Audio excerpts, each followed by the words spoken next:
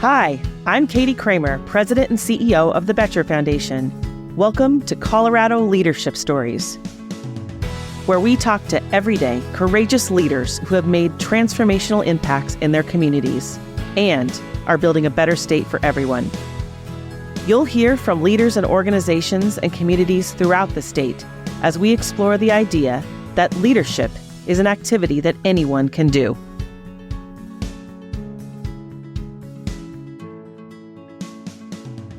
Today's guest is Anna Stout, a lifelong community advocate and innovative leader from Grand Junction. Anna currently leads Align Care Health, a national nonprofit advancing access to veterinary health care. She's also an entrepreneur and consultant supporting nonprofits and local governments. With experience as the former mayor of Grand Junction and a longtime CEO of Royce Hurst Humane Society, Anna is known for bridging divides, fostering civic innovation, and uplifting communities across Colorado and beyond. Her background spans language services, policy work, and hands-on leadership, making her a true connector and changemaker. Welcome, Anna. Thank you. We're glad you're here. Well, I want to dig right in about your roots in Grand Junction. Tell us about your early years and how did that shape your sense of community? We moved to Grand Junction when I was about 3.5 because my dad got a job. He was a journalist.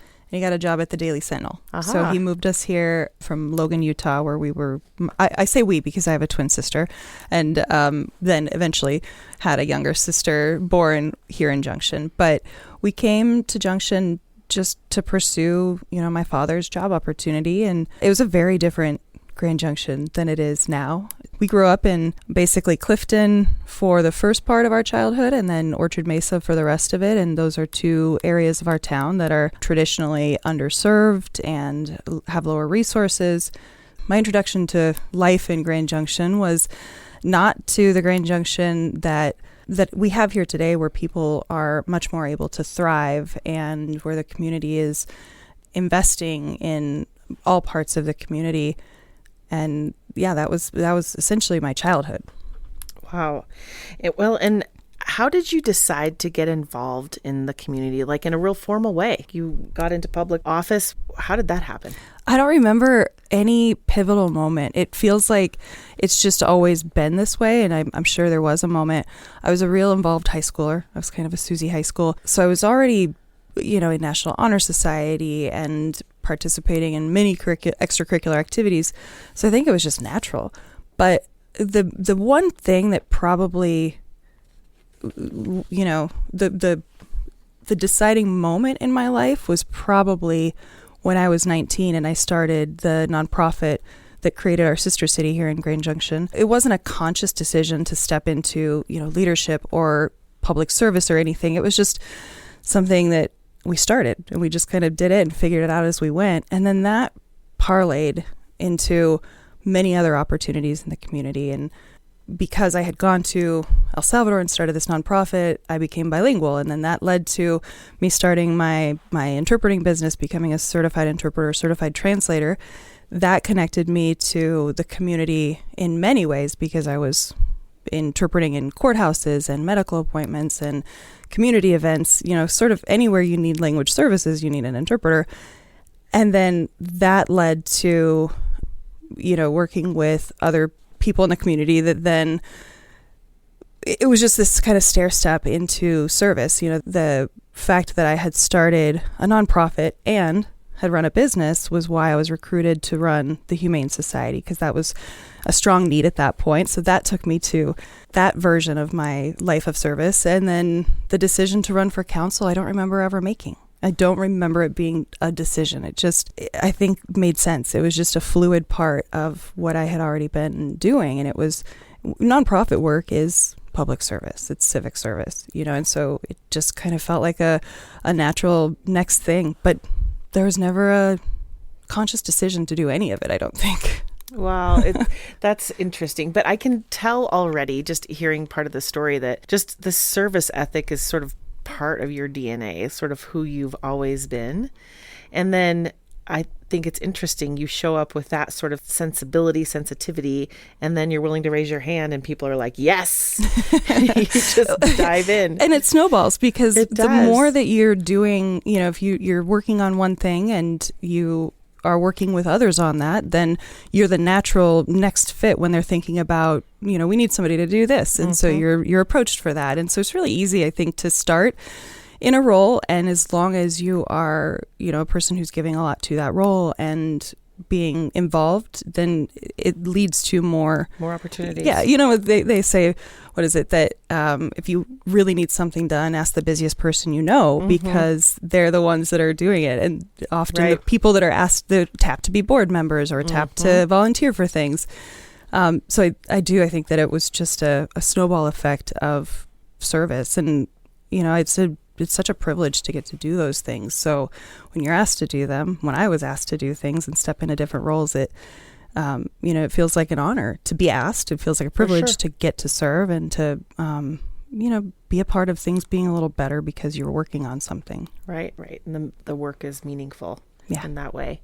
When you reflect back on all of those different things, is there a personal definition that you have of leadership that comes to mind? I think it has been an evolving concept for me from, my sort of young teenage age, when leadership was something we talked about in school, and we were leading by being in different organizations and clubs, and you were captain of this or the lead of that. So that kind of leadership really isn't the leadership that we look for in the community, and that's effective in running a business or running a nonprofit or serving in elected office. So I think that the thing that really taught me leadership was being an employer at the Humane Society and having a team of people who depended on this organization for their livelihood, but also for their personal growth and for their professional growth. And I learned that leadership is really, it changes based on what scenario you're in. I think leadership is different in a very public service role than it is in a less public facing role. I think it's different when you have to be courageous because you're doing something that it's controversial, or if you're doing something that's just that everybody is sort of coalescing around. So I think that leadership it changes based on what the situation demands. That said, to me, what I learned at Roycehurst, at least, to me, leadership is making sure that the people that you're working with feel that they are benefiting, that they're growing, that they're contributing, and that they're growing into their own version of leadership. That, to me, has always been the most rewarding part about being an employer, being a boss, is getting to see my employees grow. And that hopefully is the kind of leadership that will, if we all did it, could serve the world. No, I think that's right. And I think one of the biggest responsibilities of leaders is to make more leaders, which you are doing and you're just describing. But I want to reflect too on the things that are hard. I think you have chosen a path that sometimes you're in these roles and it's hard because you will disappoint people. Some things may be controversial. How do you grapple with that, knowing that? Is that hard for you? Is it just like, no, that's just reality. Not everybody's going to like it. I think that disagreement, or people not liking something is something that you just, it is a reality and you just kind of deal with it. But I have noted a shift, especially in the last couple of years, really in the last less than a year, the discourse has changed. And so to have people disagree is one thing, because if you have a North Star about what your values are, what change you're trying to make, and what's going to be better on the other side, and for as many people as possible, when you have that North Star, it makes it easy to accept that some people just aren't going to agree with the direction you're taking. But what's hard is when that disagreement becomes personal, or when it becomes nasty. And I've seen that happen, especially recently, where it's much more, it's not criticism of the issue, it's criticism of the person, of me as a leader or as a decision maker. And that's hard. That is, I don't know that we realize that there's a true emotional toll that doing service when it requires courageous service can take on people. And it's why I think people have this image of things like public office as being this really scary place to be. And there are aspects of it, that included, that are terribly unpleasant, but there are also incredibly rewarding parts of it. And I think that's how I've dealt with the hard parts, or people being upset about something we're doing or that I'm doing, is just being able to kind of zoom out and see this is temporary. Nothing has ever, there's nothing that's been permanent. No bad situation, no criticism, no, you have these kind of flurries of stress and of contention, and then they inevitably will fade out, and you'll keep doing the work, and then there will be another thing that'll kind of flare up, and you have to deal with that controversy or with that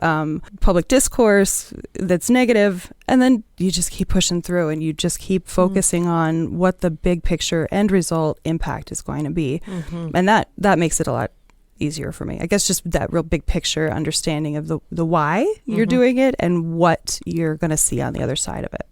Well, and I think just from watching you, one of the ways that I wonder if this has contributed to your success is just your background, thinking about your business, the TransFinum Language and Cultural Services, right? So you started that well before you did public office, but this idea of understanding, cross-cultural understanding and language, has that helped you relative to just sort of listening and understanding things because you've had to in your business life too? Absolutely. There's a lot of like life lessons that come out of language or interpreting. One is just that we all have different perspectives based on what we know. There's a quote that I really love, that the limits of my language are the limits of my world. And what that means is if I don't have a word for something in my language, I don't have that concept. I don't have an ability to even wrap my head around it because it does not exist to me. And so understanding, when you learn a language, you start to learn that your perspective is a very narrow one, that there are cajillions of other experiences that people have had that have shaped how they understand their world or how they navigate their world and what their life is. And so that really helps to understand that you're never coming from the same place that somebody else is. And figuring out what causes a person to feel what they feel or to believe what they believe. And that's whether you're talking about politics, you're talking about employment, how people navigate relationships in general. Understanding that we're all in this different place is really critical. The other thing that I think is really interesting about having been an interpreter is you learn that there are roles that we all play. And so in a courtroom, you have the district attorney who has a role, you have the public defender who has a role, and they are adversarial by nature. That's designed to be that way, and they're both doing their jobs that they have to do, and there are other players in the courtroom. But it doesn't mean that they are fundamentally against each other, because you can see attorneys fight out a case and then be pals at the end of it, because it's not about the person. Again, it's about the roles that we play. So that's part of that cross-cultural understanding as well, is understanding that we all have the role that we're playing in a given situation. And so that may be that in a public policy setting, you're in a role advocating for a certain thing, and there are going to be people on the other side who are advocating against that. Lobbyists are the obvious one, but stakeholders in general. So it makes it a lot easier to accept any kind of just how we exist alongside other people. Learning a different language, tying it back to where we started, is kind of the ultimate exercise in empathy. Well, and I wonder too, you're doing this in so many different contexts, but how do you build trust amongst diverse groups and get different perspectives of the stakeholders? I mean, that's what you have been doing. How do you navigate that? The biggest thing is being consistent. Okay. And being consistent in how you live out your values. So being consistent in having your values and knowing what those values are, so that people, they may not agree with me, but they know where I'm going to be. I won't make promises in the moment just to get the person in front of me happy and then turn around and betray that to make a promise to somebody else so that that person standing in front of me is happy and likes me. You know, it's about having that integrity to say, this is my position, this is where I am on this, and here's why. You know, again, coming back to, if we're all coming from different perspectives and different experiences, we can't assume that somebody understands what those are for us. And so explaining that and being able to be open about where you're coming from on something is, I think that's a really important aspect of it.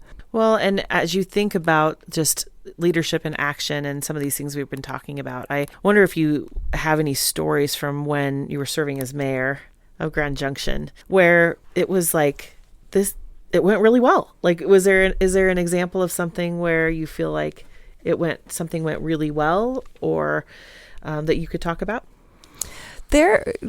In that role, there are so many rewarding experiences, and some of the ones that are the most rewarding are the ones that are the least visible, whether that's, you know, getting through an extensive code change process, which the staff, by the way, is doing all of the work, all of the heavy lifting. When you're in the policy making position, my hat's off forever to the staff members who do this work. But, you know, we had a couple of major projects get through, like redevelopment downtown. It's called the Junction. It's a set of apartments that are now in the spot of what was a blighted, empty city market building. And to see that come to life and the way that it's activated downtown is incredible. But the getting there was very difficult because it required a lot of strategy in advance of how do we make this happen? What can the city do from, you know, a perspective of supporting this development? Are there ways that we can provide incentives? Are there ways that we can work with other partners like the Downtown Development Authority? And so there was a lot that went into getting that vote to a passing vote. And in the end, I think it was a 5-2 vote, if I recall correctly. But again, it's like, you remember that it passed. That's the important thing. It passed, right. And now there are these gorgeous apartments there that are housing individuals in our community who are going downtown and, you know, living and thriving in our community. And that's just a pretty incredible feeling, knowing how hard we had to work behind the scenes to get it to that point. Right. And so much of that, I'm going to come back to how incredible staff is, because it's a partnership among many players, and staff does a ton of that work, and the policymakers are a part of that, and we have other members of the community who are part of it. It was one of the most fulfilling experiences because of how many things had to come together and how many people had to work together for it to happen. Right. At the very beginning of the conversation, you were talking about the Grand Junction you grew up with, and that's different from how it is today. And maybe reflect on what are you excited about for this community? Where are you excited about where you see it going? Let me tell you what it looked like physically, and I'll tell you where we're going from that. I lived on Orchard Mesa, which meant I had to cross the river to come into town to school each day in high school, or when we came into town for anything else. And when you cross the Fifth Street Bridge, or when you went down the Fifth Street Bridge and crossed the river, if you looked on either side of the bridge along the riverfront, we had 9,000 junk cars. It was a junkyard there. We had a rendering plant that you could smell when you were going over the bridge.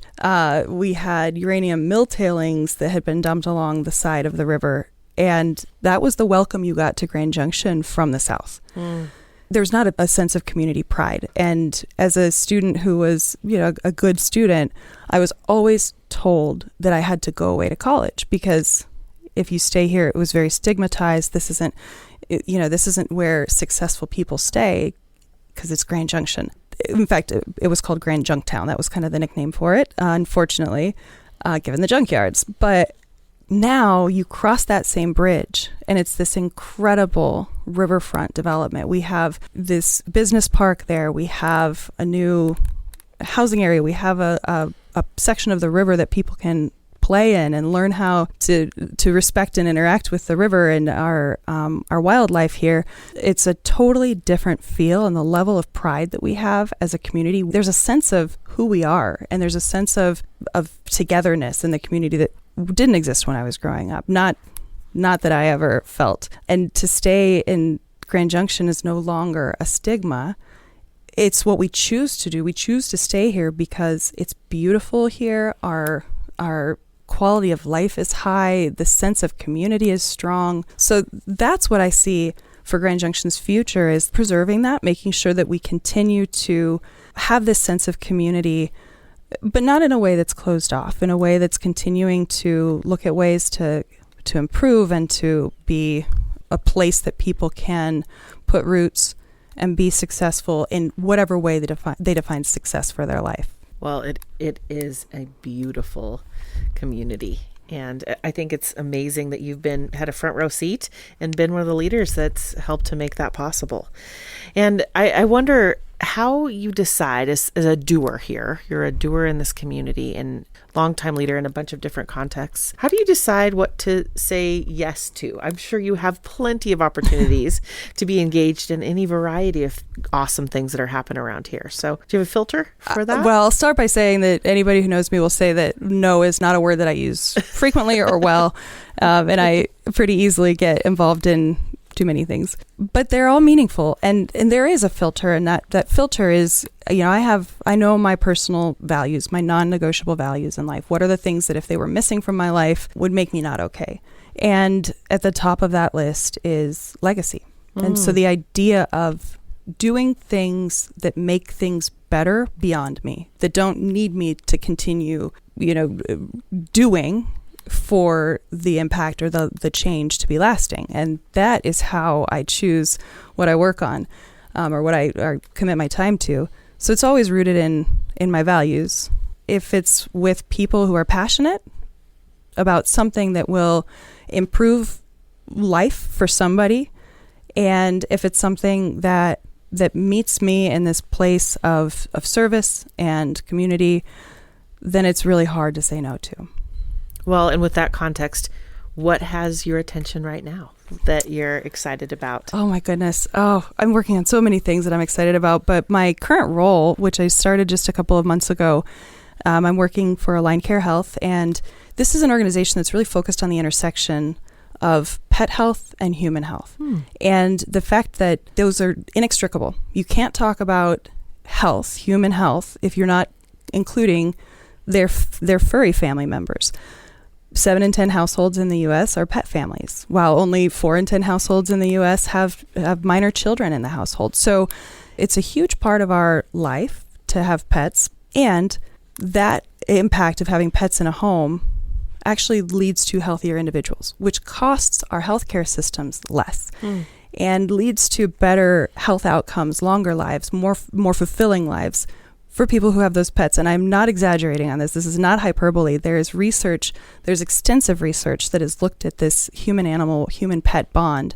And bonded pet families truly do have benefits to that for the individual. And of course, a healthy individual can keep pets healthy. So it's very symbiotic. So what I'm working on right now is with Aligned Care, piloting a model where we could use human healthcare dollars to provide veterinary care, because veterinary care is extremely expensive right now and makes having healthy pets out of reach for some people. And so using human healthcare dollars to invest in pet care, understanding that will reduce the cost of the individual, the human in the pet family over time for the healthcare system. So that's what I'm working on now, but I'm also very excited about 1,000 more things that are happening. And I leave tomorrow. I'm taking a group down to El Salvador, which I have the honor of getting to do every year through the Sister City organization that we started. This is our 21st year, so this is my 21st delegation down there, at least. And so I'm really excited to share that corner of the world that's so important to me with people from here in my community,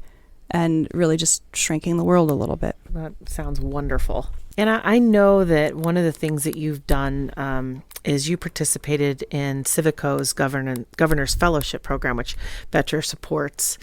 And so as you're thinking about, the people that follow you as leaders in this community and those you're currently working with, can you say a little bit about how, on this theme again, about how do we make more leaders through programs like Civico or other things? Like, how should we do that to invest in the future of our communities by investing in leaders? The Civico Governor's Fellowship was a life-changing experience for me. And I say that despite the cliche of it. It absolutely changed how I view myself as a member of the state and where I see my role in making change and leaving an impact on the state. So I just want to start with that plug that I think the organization is incredible, and the work that it does through the Governor's Fellowship, and thanks to the Boettcher support, it can't be overstated. We agree. We love it. It's amazing. I'm on the board, in fact, now because I believe so much in Civico and Civico's mission. And it's about, when we're talking about how do we create more leaders, I really genuinely, coming back to what I was talking about earlier, it's about supporting people in discerning their leadership path and their leadership journey, because leadership looks different for everybody. And we're really focused at Civico on the civic service path, whether that is in elected office or, as a staff member of a public entity like a government, or whether it's working in a nonprofit or serving on a committee, whatever that looks like for each person. It's helping first distinguish that path, but most importantly, helping remove the barriers. And a lot of the time, those barriers are perceptions. And it may be that somebody doesn't know how to get started, or they don't have a connection to the person who could, sort of start them down that path. And so I think that being connectors, in addition to just helping build people up and remind them that, leadership is not something that you don't have and then you go to a class and suddenly you have it. If you are pursuing any kind of leadership training, you're already a leader. You already have that heart. So I think that when we, as leaders, to the extent that I am one as leaders, my role is to make sure that I'm helping remove as many obstacles as possible for people as they're jumping into their leadership roles and developing in them. And I think that that's what happened for me that was so impactful with Civico, was the generosity of people to just be like, oh, you've got to meet this person, and this person can help you with this thing. And once you know this person, then you'll be able to work on this, or this person can help you get through this red tape. And the red tape is not always just bureaucratic. Sometimes it's just a mental block where I don't know what's next. And if I don't know what's next, how do you take that next step? And so removing those doubts and those perceived or real obstacles for people, that's a huge part, I think, of creating leaders, because that leadership is within people, and that will continue to develop by doing leadership, by being in leadership positions. People will continue developing as leaders, but we need to make sure that their path to where their leadership journey is meant to go has the least amount of friction as possible. Oh, love that. And I think at Boettcher, philosophically, we believe that everyone's a leader, and leadership is an activity. It's not a role. It's not a title. It's what Anna Stout does when you have a surface ethic. You raise your hand and you say, I'm in.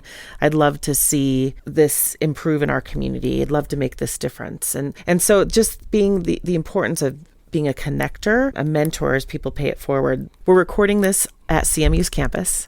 There are students that are coming back from the summer. So if you were going to give advice to some of these aspiring leaders, what would you say? If you care about something, do it. Whether that's altruistic or not, that's what leadership is, just acknowledging, really looking at your own heart. What are you passionate about? What do you think is important in the world? And then taking a step forward to being a part of that, and knowing that you have a role there, you have a place in it, whether it's obvious or not, or whether people seem to be welcoming you into it or not. If there's something that makes you come alive, go after it. That's the most important thing, because you're not going to lead on something you don't care about. That's right. Well, and to quote you is just say yes. Just say yes. Just get involved. I love it. Yeah. Even if you don't feel like you have maybe the skills or the background, you just jump in. Muscle your way to the table. I genuinely believe that. And, I grew up in a household where we weren't really taught to be boat rockers. It was not part of our family DNA to be, kind of out there. And so, yeah, I did have to learn that. I had to learn that I had a place at the table, and sometimes I had to force my way to the table, but also that I belong there. And I say that as me, but I say that as everybody else as well. You belong at whatever table you want to sit at. And so that, just make your way there. That's very oversimplistic, I know, and I know that there are barriers, but man, just believe that you belong there. That's great advice. Great advice. Well, let's go to the lightning round. 4 quick questions left as we wrap up. Curious, Anna, what's your favorite Colorado hobby? Probably hiking. Do you have a special place that you like to go around here? The monument. Of course. I mean, it's Grand Junction.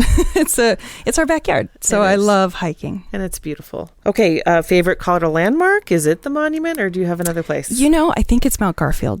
I love Colorado. I love everything about Colorado, but I'm quite partial to this part of the state. And Mount Garfield is just this proud, towering, almost like the guardian of our community. Mm-hmm. And when I was a pilot, it was the landmark that I looked at to try to find the airport, which was, it was just sort of my North Star, if you will. Practical as well as convenient. Yes, I love Mount Garfield. Beautiful.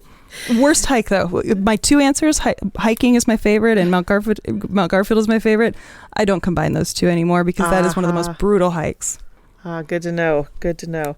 All right. And then what action hero do you most identify with? I don't watch a lot of action hero type of things, so I don't have one. I think you're Wonder Woman, but okay. All right, Anna. So what are you currently binging? Is there a show or a book, a podcast that has your attention right now, or maybe it's wasting your time? I'm not sure. No, I have ADHD, so I'm binging multiple things at once. Uh-huh. One of the podcasts that I love right now is Behind the Bastards. I'm not allowed. Am I allowed to say that on this show? I think you can. Mm-hmm. Behind the Bastards. It's it's essentially a history podcast, but it's a wonderful history podcast. And then, I'm going on record about this, but I have been reading Romantasy. My best friends got me into it about a year ago. And so I've been reading, the books by Sarah J. Maas and Rebecca Yarros. And I've just started my foray into the fantasy and romantasy worlds, but I can't get enough of it. It is such a wonderful escape from life right now. So those are my two opposite ends of the spectrum binges right now. Love it. And something to check out. So great. Well, thank you so much for your time. It's wonderful to be in your hometown and this beautiful place. And thank you so much for your continued leadership in this community. It's really something to learn from and just watch you in action. It's awesome. Well, and thank you. Thanks to everything that the Boettcher Foundation does for leaders in this state. I've known about the Boettcher Foundation since I was in high school. So it's just an incredible impact that you guys are leaving on this state. Thank you for joining Colorado Leadership Stories, where we hope to inspire the next generation of Colorado community builders, doers, and difference makers. Colorado Leadership Stories is presented by the Boettcher Foundation. The Boettcher Foundation supports Colorado by empowering leaders and communities with tools to tackle challenges and pursue opportunities, building a better state for everyone.